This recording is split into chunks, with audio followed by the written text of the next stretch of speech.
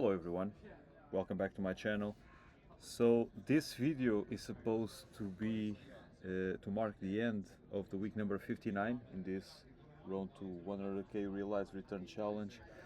As I mentioned in the previous video, there was a significant chance that I would not be able to make this video sooner, usually over the weekend, as I usually do, but yeah, unfortunately I was really not able to make it. I had very limited access to internet connection over the last few days, and as things stand at the moment, yeah, this is the earliest I could do the video. So yeah, this is Monday morning. Of course, it's still we are still yet to begin the trading day on Monday, but for the time being, I think it is good that we make a specific video just to wrap up what specifically happened over the past week. Now, it's important to note that, as you can see here, we already have 1200 shares of IWM. We were assigned on Friday. The week happened in a pretty smooth way, I would say. As you can see also in here, yeah, over the first few days, especially so Monday and Tuesday, things went pretty smooth. Here we managed to collect quite a bit of premiums, but of course the highlights of the week were scheduled for Wednesday and for Thursday, because PPI was going to be announced. The producer price index were to be announced on Wednesday, and on Thursday the CPI, the consumer price index. And what basically transpired is that we managed to get pretty good data out of the PPI, because here, as you are able to see, and keep in mind that this is the previous reading, this is the actual, and this was the forecast. And even though the core, but basically the core came below what was the previous reading, and the actual the PPI came below lower than the previous month, and in the case of the actually headline PPI for the month, it came much lower than what was expected, and so this basically gave a big boost to stocks on Wednesday, and so we were able to capitalize on that. As you can also see here, yeah, we only managed to do a single trade on Wednesday, but it was a very good one. We managed to collect over $500 in premium. We were a bit aggressive with the selection of the strike price, because this was a 21 delta put. These were 21 delta puts, but still we managed to collect a good amount of premium, over $500. So this was a good one. However, things started to go a bit downhill on Thursday, because here, as you can see, the headline CPI for the month came above the expectation, and the CPI, the headline year over year, even though it came in line with the expected, what happened was that it came above what was in the previous month. So apparently some price pressures on the consumer side are creeping up, and not only that, but here, as you can see, the jobless claims on Thursday also came pretty much quite some way above what was expected. So this was basically, as you can see here, between 263 and 236. This is basically 27,000 more initial jobless claims than what was expected. And as a result of this, the market, where is it? Yeah, here. The market started to go downhill, and as a result of that, and compounded with the fact that I did not have much internet connection, and so I could not input the trades at the beginning of the trading day. All these factors combined led to a very low premium for get collected for Thursday here. So this was just a shade above 185, and on Friday, what basically happened was that more negative data came about. In this case, was the consumer sentiment, which came quite some way below what was expected here.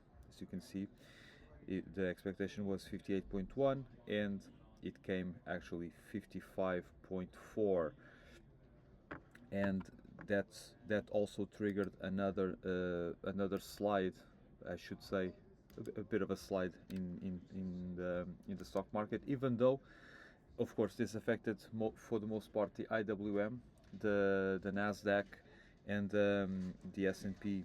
As far as I could see, they still held themselves up quite well, but in the case of IWM, this was a very negative outcome, and so that's why the stock came down to below our strike price, and we were assigned shares at 239.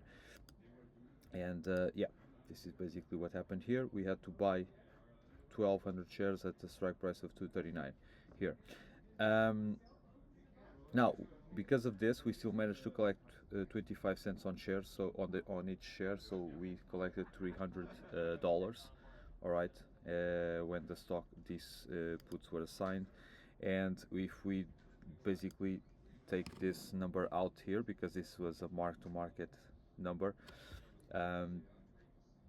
this is just to show that, of course, the price went below our strike, and if we replace this in here temporarily, we see that we managed to collect a bit below $1,750 here for the entire week, which is not bad, considering the fact that we had 2 days in which we could not trade the way we wanted, Thursday and Friday.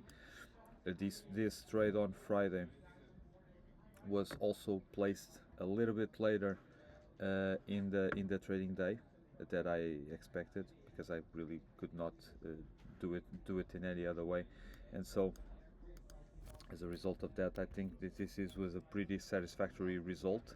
Now, for the next week, I mean for the trading for the week starting today, what we are going to do is, of course, we're going to sell some calls on these shares, and what we are going to do is to for now, and also because this is a big week with the Fed meeting coming up on Wednesday, what we are going to do is just stick to the strike price, to the same strike price at which we sold these puts, so 239, to see if we can get rid of the shares. But if we are not able to rid ourselves of the shares, we cannot sell the shares by Wednesday, what we are going to do is to try to sell these shares at the higher strike price. So we're probably going to use a 240, 241 strike price, because I expect that volatility will be heightened, and the shares, the options premiums will also be inflated, and so we will try to capitalize on a potential positive surprise that the Fed may give us. Either, for example, even though, of course, it's pretty much a done deal that the Fed will cut rates, the question is by how much. And so if we manage to get a positive surprise by getting, for example, a 50 basis point cut, chances are the market will receive it well.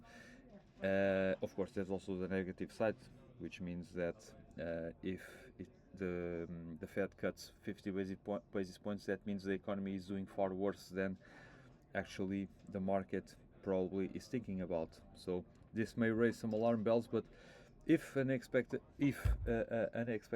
positive surprise happens, we may be able to capitalize on that by having a capital gain instead of just breaking even. And so this is a plan that we are going to do.